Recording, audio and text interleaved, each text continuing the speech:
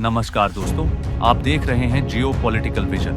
हिंदी आज की खबर सिर्फ एक देश या एक रीजन तक सीमित नहीं है, बल्कि ये पूरी दुनिया की पावर पॉलिटिक्स को बदलने वाली खबर बन सकती है।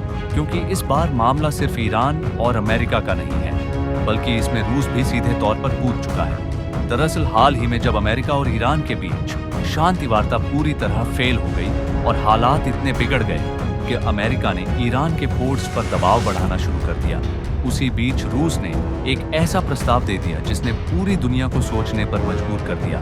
रशिया ने कहा है कि अगर दुनिया सच में टेंशन कम करना चाहती है तो ईरान अपना एनरिच्ड यूरेनियम रूस को सौंप दे और रशिया उसे अपने पास सुरक्षित रखेगा। अब सुनने में ये एक बहुत सिंपल और लॉजिकल सॉल्यूशन लगता है, लेकिन असल में ये इतना सीधा नहीं है। सबसे पहले ये समझना जरूरी है कि ये एनरिच्ड यूरेनियम आखिर इतना बड़ा मुद्दा क्यों है। ईरान पिछले कई सालों से यूरेनियम एनरिचमेंट कर रहा है और अब वो उस लेवल तक पहुंच चुका है जहां से न्यूक्लियर वेपन बनाना टेक्निकली ज्यादा मुश्किल नहीं रह जाता। यही वजह है कि अमेरिका और उसके एलाइज लगातार ईरान पर प्रेशर बना रहे हैं कि वो अपनी न्यूक्लियर कैपेबिलिटी को खत्म करे। लेकिन ईरान का कहना है कि उसका प्रोग्राम सिर्फ पीसफुल पर्पजेस के लिए है, एनर्जी प्रोडक्शन के लिए है और उसे अपना अधिकार है एनरिचमेंट करने का। अब यहीं पर रूस का एंट्री होती है। रशिया एसेंशियली एक मिडिल ग्राउंड ऑफर कर रहा है। वो कह रहा है कि ईरान एनरिचमेंट करता रहे, लेकिन जो असली एनरिच्ड यूरेनियम है वो उसके पास ना रहे, उसे रशिया को दे दिया जाए, ताकि कोई भी देश ये ना कह सके कि ईरान तुरंत न्यूक्लियर वेपन बना सकता है। यानी एक तरह से रूस खुद को इस पूरे मामले में गार्डियन या कस्टोडियन बनाना चाहता है। अब अगर आप सरफेस लेवल पर देखें तो ये डील बहुत अपीलिंग लगती है, क्योंकि इससे ईरान की डिग्निटी भी बच जाती है, उसे एनरिचमेंट रोकना नहीं पड़ता और अमेरिका को भी एक तरह की एश्योरेंस मिल जाती है कि ईरान के पास एक्चुअल न्यूक्लियर मटेरियल नहीं है। लेकिन यहीं से असली खेल शुरू होता है। अमेरिका इस प्रपोजल को लेकर पूरी तरह कंफर्टेबल नहीं है और इसके पीछे कई गहरे कारण हैं। सबसे पहला कारण है भरोसे का। अमेरिका और रशिया के बीच रिलेशंस पहले ही बहुत खराब चल रहे हैं, खासकर यूक्रेन वॉर के बाद।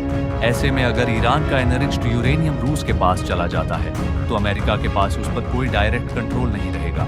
और सबसे बड़ा डर यही है कि अगर फ्यूचर में जियोपॉलिटिकल सिचुएशन बदलती है तो क्या गारंटी है कि रशिया उस यूरेनियम को या आयरन को वापस नहीं देगा या किसी और तरीके से यूज नहीं करेगा।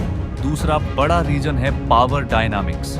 अमेरिका नहीं चाहता कि इस पूरे क्राइसिस में रशिया एक की डिसीजन मेकर बन जाए, क्योंकि अगर ये डील रशिया के थ्रू होती है तो इसका मतलब होगा कि मिडिल ईस्ट के इतने बड़े इश्यू में फाइनल अथॉरिटी रशिया के हाथ में आ जाएगी और ये चीज अमेरिका के ग्लोबल डोमिनेंस मॉडल के बिल्कुल खिलाफ जाती है। तीसरी बात, अमेरिका अभी भी अपने पास मिलिट्री ऑप्शन खुला रखना चाहता है। उसने साफ संकेत दिए हैं कि अगर जरूरत पड़ी तो वो डायरेक्ट एक्शन लेकर ईरान के न्यूक्लियर प्रोग्राम को खत्म कर सकता है। लेकिन अगर रशिया बीच में आकर यूरेनियम अपने पास ले लेता है तो अमेरिका का ये ऑप्शन प्रैक्टिकली कमजोर हो जाता है। इसके अलावा एक और बहुत बड़ा फैक्टर है इजराइल इस पूरे मामले में सबसे ज्यादा सेंसिटिव प्लेयर है। वो बिल्कुल भी नहीं चाहता कि ईरान किसी भी फॉर्म में न्यूक्लियर कैपेबिलिटी बनाए रखे, चाहे वो इनडायरेक्ट ही क्यों ना हो।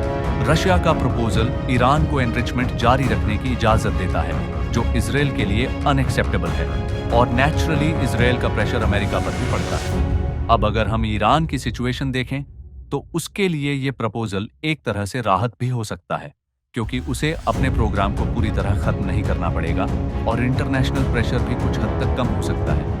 लेकिन ईरान भी ये सोच रहा है कि क्या वो अपने सबसे पावरफुल बार्गेनिंग चिप को किसी और देश के हाथ में दे दे। यानी हर देश अपने अपने हिसाब से कैलकुलेशन कर रहा है।